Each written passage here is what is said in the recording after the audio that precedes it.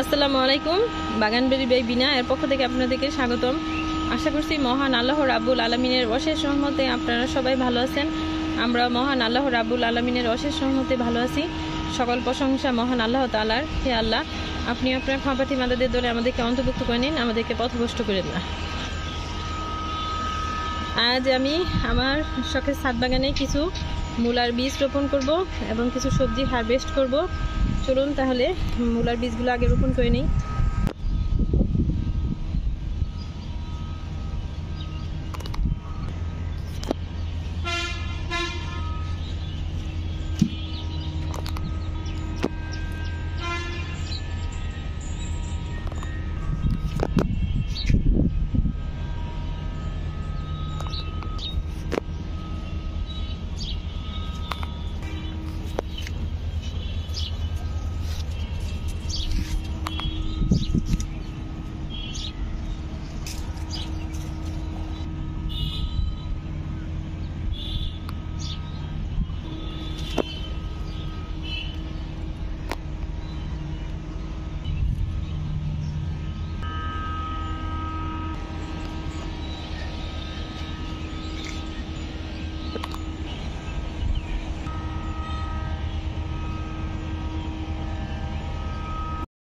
যেহেতু শীত চলে আসবে, শীতের প্রস্তুতি হিসেবে সবজি বাগানে শীতের কিছু সবজির বীজ কেনা হলো।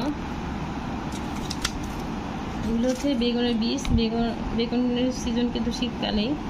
পাপল কিংকের বীজ, পাপল কিং বেগুনের বীজ, এগুলো লম্বা কালো বেগুন হয়। দেখুন কত সুন্দর বেগুনগুলো। এর আগে আমার বাগানে লাগাইছিলাম, কিন্তু একটা গাছে এই পরিমাণ বেগুনই হয়েছিল। এটা হচ্ছে লাল তীরের বীজ। আর এখানে হচ্ছে শালগমের বীজ। এটা হচ্ছে ইস্পাহানি কোম্পানির বীজ। এর আগেও লাগাইছিলাম, গত বছর ভালোই হয়েছিল শালগম। শীত চলে গেছিল, তারপরেও কিন্তু গরমের মধ্যেও কিন্তু ভালো হয়েছিল। আর এটা হচ্ছে হাজারি লাউ 12 মাসি, এটার বীজ।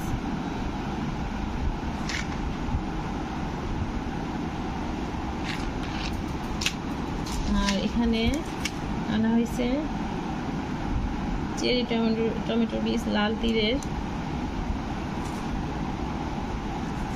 বীজ। এবছর লাগাবো এটা। আর এটা হচ্ছে মূলার বীজ। মূলাগুলো খুব ভালো হবে, বড় বড় হবে সাইজ। এগুলো আমি কি করব, আগের দিন রাত্রেবেলা এগুলো প্রতিটা বীজ আলাদা আলাদা পাত্রে কিছু পানি দিয়ে ভিজিয়ে রাখবো। পরের দিন সকালবেলা এগুলো লাগিয়ে দিব। চারা তৈরি হওয়ার পর যখন বেগুন গাছগুলো একটু বড় হবে, তখন এগুলো নেড়ে লাগিয়ে দেব। তারপরে শালগমগুলো তাই, মূলা গাছগুলো একেবারে বেডে লাগিয়ে দিব, ওইটা নাড়াচাড়া করা যাবে না। আর চেরি টমেটোগুলো চারা তৈরি করে তারপরে আলাদা করে লাগাবো। লাউয়ের বীজগুলো তাই করব।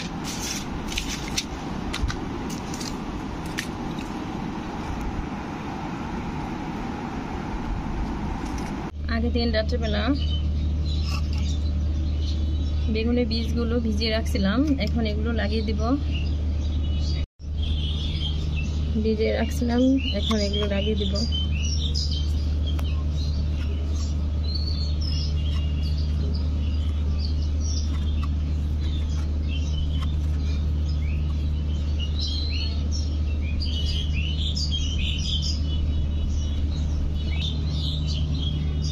এগুলো হচ্ছে পাপল কিং বেগুনের বীজ, এগুলো লাগিয়ে দিব। আগে যেগুলো লাগিয়েছি এগুলো চেরি টমেটোর বীজ।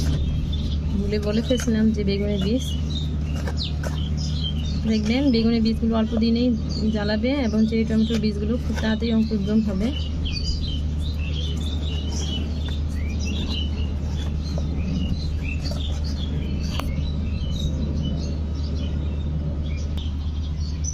আর এখানে কিছু সবুজ বেগুনের বীজ লাগাইছি। দেখুন কত সুন্দর হয়েছে চারাগুলো। এগুলো ছাদে নিয়ে লাগিয়ে দিব। দেখুন কত সুন্দর হয়েছে, প্রতিটা চারাই খুবই সতেজ। এখানে লাগাবো শালগমের বীজগুলো।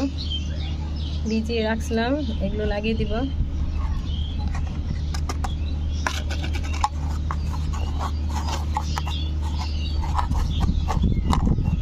অল্প দিনেই অঙ্কুরোদ্গম হয়ে যাবে। শালগমও খুব তাড়াতাড়ি অঙ্কুরোদ্গম হয়।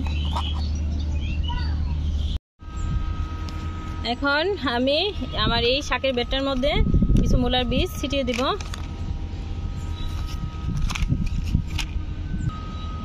এইভাবে আমি প্রতিটা জায়গায়, এর আগে কতগুলো ছিটিয়ে দিলাম, আরো কিছু ছিটিয়ে দেই।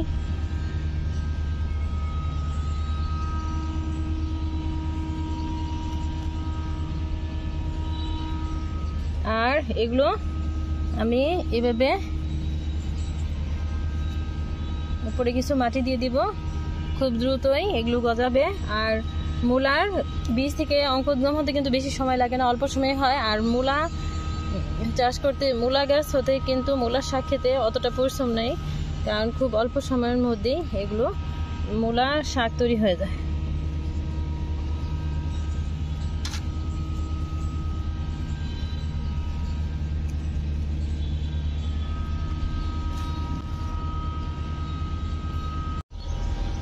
কিছু লাপাতা শাক হারভেস্ট করে নেই। বিসমিল্লাহির রহমানির রহিম।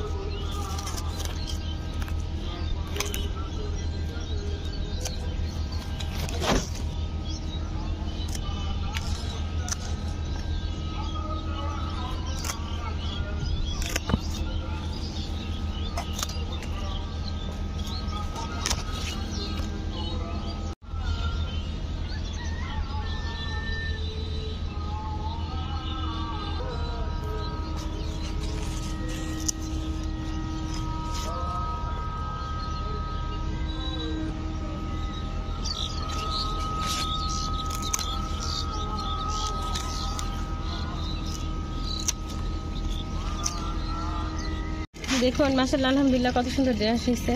এটা হারভেস্ট করে নেই। বিসমিল্লাহির রহমানির রহিম। এটা একদিন পরে পারলে বা বাদ হয়ে যাবে। দেখুন কত সুন্দর তরতাজা।